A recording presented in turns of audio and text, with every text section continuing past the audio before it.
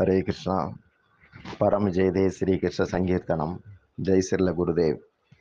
श्रीमद् भागवतम 8ஆம் ஸ்கந்தம்.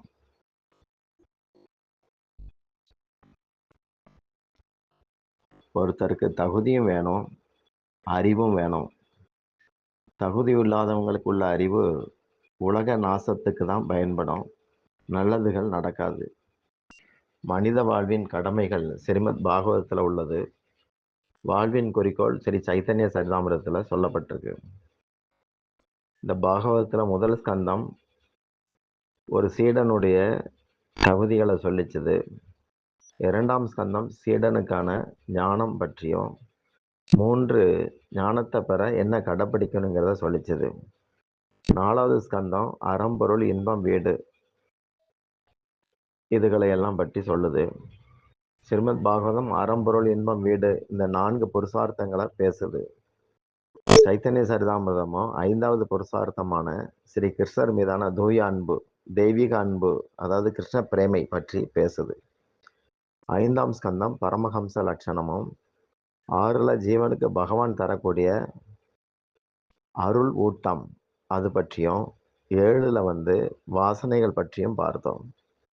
பகவான் பற்றற்றவர், அன்பாளர்களுக்கு பற்று இருந்து அன்புல எல்லா நற்குணங்களும்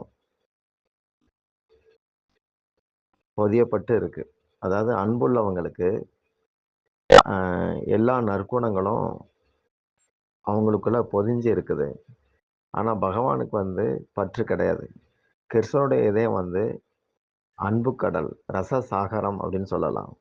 மனுஷங்க தங்களுடைய தீய செயல்களை நினச்சி பார்க்கிற போது அவங்களுக்கு பகவானால் கிடைச்சிருக்கிற அத்தனையும் அவன் பெற தகுதி இல்லாதவன் தான் அப்படிங்கிறத புலப்படுத்தும். ஒரு ஜீவன் பிறக்கிற போது என்ன முன்வாசனைகள் இருந்தாலும் அது சுத்தமானது தான் அந்த ஜீவன்.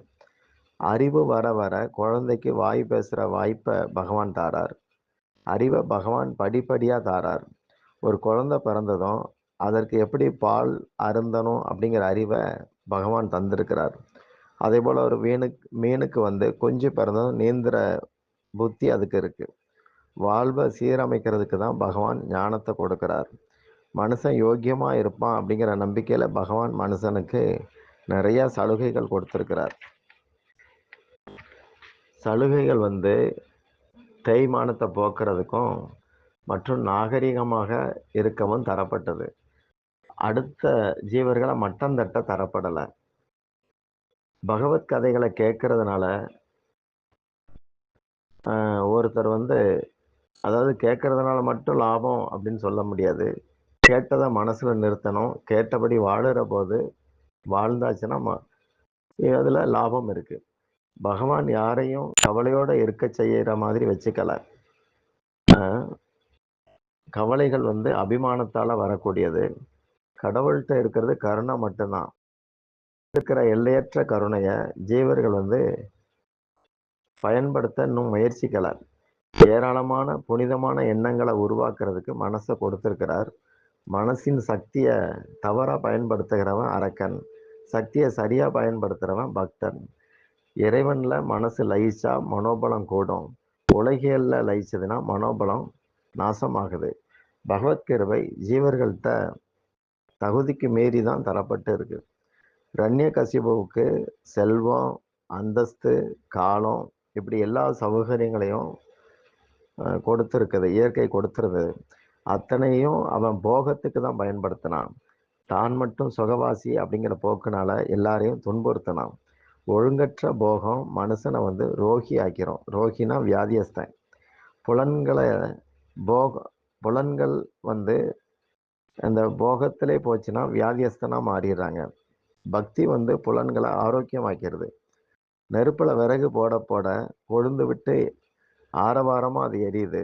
விறகை கொஞ்சம் கொஞ்சமாக உருவிட்டோன்னா ஆரவாரம் குறைஞ்சி கடைசியில் சாம்பல் ஆகும்போது சாந்தமாயிருது. அதுபோலத்தான் புலன்களுக்கு போகம் தராமல் இருந்தால் அதுகெல்லாம் அமைதிப்படும். போகத்தில் அமைதி கிடையாது. தற்காலிக திருப்தின்னு ஒன்று உண்டு. அதை சுகமாக கருதுறது கொஞ்சம் மூல வளர்ச்சி இல்லாத நிலைமை தான். எல்லாம் எனக்காக அப்படிங்கிற எண்ணம் அசத் வாசனை. எல்லாம் எல்லாருக்குமாக அப்படிங்கிற எண்ணம் சத்வாசனை. பிரகலாதன்ட்ட சத்வாசனை இருந்ததுனால தெய்வீக தளத்தில் அவர் வணங்கப்படுறார். ரண்யகசிபு கிட்ட இருந்த அசத்வாசனை காரணமா அவன் அசுரனா கருதப்படுறான். அப்போ தேவனாகிறதும் தானவன் அப்படிங்கிற அசுரத்தனத்துக்கு வரதும் மனுஷனுடைய கைகளில் தான் இருக்கு. புண்ணியஸ்ய பலம் இச்சந்தி புண்ணியம் ந குர்வந்தி மாணவக ந பாப பலம் இச்சந்தி பாபம் குர்வந்தி எத்தைகி. ஒரு சுலோகம் இருக்கு, மகாபாரத்தில் உள்ளது. புண்ணிய பலனை மனுஷங்க விரும்புகிறாங்க, ஏன்னா அது சுகமானது, அது நல்லா இருக்குது. யாரும் துயரத்தை விரும்புறது கிடையாது. அது வலிக்கும். ஆனால் துயரத்துக்கு காரணமான பாவம் பண்ணுறதுக்கு உலகம் படாத பாடு பெரும் முயற்சிகள்லாம் பண்ணுது. சொந்த தர்ம பலனை அவன் தான் அனுபவிக்கணும். பல்லுக்கடியில் சில சமயம் நாக்கு அறுபட்டுரும். என்ன பண்ணுறது, சகிச்சுக்கிறோம், வேற வழி கிடையாது. அப்போ என்னால் தான் நடக்குது, நான் தான் பொறுத்து தான் ஆகணும். பக்திக்கு அஸ்திவாரம் ஹரிநாம ஜபம், ஸ்ரீநாமம் அப்படின்னு சொல்லலாம். பக்தியில் முன்னேறதுக்கு முதல் சாதனம் அடக்கம். அடக்கம் அதிகமாக இருந்தால் வாசனைகள் கொஞ்சம் கொஞ்சமாக வெளுத்து போகும். அதுக்கப்புறம் பிரம்மத்தலம் மெதுவாக பொறிப்படும். வாசனைகள் இறை ஞானத்துக்கு எதிரி. வாசனையை நாசம் பண்ண இந்த 8ஆம் ஸ்கந்தத்தில் 4 உபாயங்கள் சொல்லப்படுது. வாசனைகள் உலகத்தில் ஒருத்தனை ஆட வைக்குது. உண்மையிலே ஜீவன் கண்ணனோட ஆடணும். ஆட்டம் அங்கே தப்பாக நடக்குது. வாசனை நீங்குனா ராச நடனத்தில் அனுமதி உண்டு ஆடுறதுக்கு. வாசனையை அகற்ற சுவாசத்தை நெறிப்படுத்தணும். அதாவது வாசம் அப்படிங்கிறது ஊழ்வினை சம்பந்தப்பட்டது. அதை போக்கணும்னா சுவாசத்தை நெறிப்படுத்தணும். நிதானமான மூச்சு அவசியம். மகாமந்திர ஜபத்தில் பக்க விளைவாகவே சுவாசம் கூட நெறிப்படுது அப்படின்னு சொல்லி கலிசந்தாரண உபநிஷத்தில் முனிவர்கள் அறிவிக்கிறாங்க. எப்பவும் ஹரிநாம ஸ்மரணம் இது பழக்கமாச்சுன்னா வாசனைகள் வெடிக்காம அப்படியே தொடர்ந்து படுத்தே கடந்து அது இறந்து போயிடும். செல்வம் லக்ஷ்மின்னு சொல்லப்படுது. லக்ஷ்மி பகவத் சேவைக்காக உள்ளவங்க. ஜீவன் இறைவனுடைய தாசன், அவன் எஜமான் கிடையாது. சின்ன வயசுல உள்ள சுகம் ஆட்டம் பாட்டம் அவன் வளர்ந்து குடும்பஸ்தன் ஆகிற போது இருக்காது. ஆபத்துல கூட சொல்ல காப்பாற்றணும். இதற்கு பலி சக்கரவர்த்தி உதாரணமா இருந்தார். ஸ்ரீமத் பாகவதத்துல ராசலீலை 10ஆம் ஸ்கந்தத்துல வருது. வாசனைகள் அழிஞ்சு போச்சுன்னா ராசலீலையில அதை பற்றி தெரிஞ்சுக்கிறதுக்கு நாம் நுழையலாம், அந்த அனுமதி கிடைக்குது. பரீட்சித்து மன்னனுடைய மனசை சுகதேவர் மெல்ல மெல்ல பக்குவப்படுத்தி புனிதமாக்கி அந்த ராஜாவை ராசலீலைக்கு அழைச்சிட்டு போகிறார். 8ஆம் ஸ்கந்தத்தில் மன்வந்திர லீலை சுகதேவரால் வர்ணிக்கப்படுது. ராஜன், ஒவ்வொரு மன்வந்திரத்திலையும் இறைவன் அவதரிக்கிறார். மனுவின் ராஜ்யத்தில் பகவான் விசேஷ அவதாரம் செய்கிறார். இதுவரை 6 மனுக்கள் இருந்திருக்கிறாங்க. முதல்ல ஸ்வயாம்புவ மனு, அடுத்து அவருடைய புதல்வர்கள் ஆகுதி, தேவகுதி, இந்த கதைகளை எல்லாம் நான் சொன்னேன். 2வது மன்வந்திரத்தில் ஸ்வயம்பவ மனு தவம் பண்ண காட்டுக்கு போகிறார். அப்போ பகவான் யக்ஞ அவதாரம் செய்து மனுவுக்கு உபதேசிக்கிறார், ராட்சசங்களையும் ஓய்க்கிறார். இந்த உலகத்தில் உள்ள சராசர பிராணிகள், சராசரன சர அசர, அசையும் அசையா எல்லா பிராணிகள், மரம் செடி கொடியிலேருந்து அவங்கெல்லாம் பரமாத்மாவோட பின்னி பிணைக்கப்பட்டு இருக்கிறாங்க. அதுகளுக்கு பரமாத்மாவோட தொடர்பு இருக்குங்கிறதுனால உலகத்தில் எதுலேயும் மோகம் வச்சுக்காம வாழ தேவையான அளவுக்கு உலக விஷயங்களில் பற்று வச்சுக்கணும் அப்படிங்கிறது கருத்து. இதை அந்த யஜ்ஞாவதாரம் போதிக்கிறார். ஆசைகள் பற்று அதிகப்படுத்தி மூழ்கடிக்குது. ஆசைகளை விடணும். உலகில் செல்வம் யாருக்கும் சொந்தம் கிடையாது, வரும் போகும். விடுபட்ட உணர்வோட உலகத்தை பயன்படுத்த கற்றுக்கணும். எப்படி ஒரு பஸ்ஸில் ஏறுறோம், இந்த சீட்டில் உட்காருங்கன்னா அது நமக்கு சொந்தம் கிடையாது, இருக்கிற வரைக்கும் பயன்படுத்திக்கலாம். இறங்கும்போது நான் எடுத்துகிட்டு போவேன்னு சொல்லக்கூடாது. அனைத்தையும் பகவானுக்கு சமர்ப்பிச்சுட்டு அர்ப்பண மனநிலையில் வாழணும். அடுத்தவங்க செல்வத்துக்கு ஆசைப்படக்கூடாது. நல்ல விதமாக வாழ்கிறவனுக்கு ஆசையற்ற நிஷ்காம பாவனை அது உண்டாகும். இறைவன் சர்வ யாபி, எங்கும் நிறைஞ்சிருக்கிறவர், பரவி இருப்பவர். அதனால் யாருக்கும் துரோகம் நினைக்கக்கூடாது. சிற்றின்ப விஷயங்கள்ல மனச சிக்க விடக்கூடாது. உலகம் இருந்துகிட்டே தான் இருக்கும். நாம் வந்து போகிற ஆட்கள். எனவே உரிமை உணர்வ விடணும் அப்படிங்கிறது கருத்து. பகவானும் பல காரியங்கள செய்றார். ஆனா எந்த காரியத்திலும் அவர் பற்றோட இருக்கல. மனுஷன் சிறந்த நடத்தை உடையவனா இருக்க ராமபிரானா வந்து பகவான் நடந்து காட்டுறார். செயலின்றி யாரும் இருக்க முடியாது. அதனால பற்றற்றவனாக இருந்து கடமைகள செய்யணும். அடுத்து சத்தியசேனன் உருவுல இறைவன் அவதரிச்சார். 4வது மன்வந்தரத்துல இறைவன் ஹரியாக வந்து கஜேந்திரனை விடுபடுத்துறார். கஜேந்திர மோட்சம் பற்றி வருது. இவ்வாறு சுகர் சொல்லவும், அந்த கஜேந்திரன் கதைய சொல்லுங்களேன் அப்படின்னு பரீட்சித்து கேட்டான். சுகர் சொல்றார், சுகதேவ கோஸ்வாமி, ராஜன், திரிகூட மலை அப்படின்னு ஒரு மலை இருந்தது. அது வந்து 3 மலைகளுடைய சிகரமாட்டம் உயரமா இருக்கு. அதுல பலம் மிகுந்த ஒரு யானை வசிச்சு வருது. பல பெண் யானைகளுக்கு அது பதியாக இருக்குது. அப்போ கோடை காலம், கடும் வெயில். கஜேந்திரன் இந்த பெண் யானைகளோட பிள்ளைகளோட ஒரு குளத்துக்கு வந்து ஆட்டம் போடுறான். நீரோடையில ஜலக்கிரீடை பண்றான். தண்ணீரை துதிக்கையில உறிஞ்சி உறிஞ்சி ஒருத்தருக்கு ஒருத்தர் பீச்சி விளையாடுறாங்க. ஒரே ஆனந்தம். அந்த குளத்துல இருந்த சின்ன சின்ன மீன்கள்லாம் யானை துதிக்குள்ள போயிட்டு வெளியே வருது. இந்த விளையாட்டுல சிக்கி அவதிப்பட்டாங்க. அப்போ அதுகெல்லாம் சேர்ந்து தண்ணீருக்குள்ள இருக்கிற பெரிய உயிர்வாழியான முதலையிட்ட போய் முறையிடுறாங்க. இதனால முதல்ல வந்து யானை யானையுடைய ஒரு காலை வந்து கவ்வுது. அதோட பிடியிலிருந்து தன்னை விடுவிக்கிறதுக்கு யானை ரொம்ப முயற்சி பண்ணுச்சு. ஆனா முடியல. ஏன்னா யானைக்கு நிலத்துல தான் பலம் ஜாஸ்தி. அதே பலம் தண்ணீருக்குள்ள முதலைக்கு உண்டு. அதனால யானையால தாக்கு பிடிக்க முடியல. உலகத்துல சிற்றின்ப விஷயங்கள்ல பற்று கொண்டவனுக்கு காலத்தின் உணர்வு இருக்காது.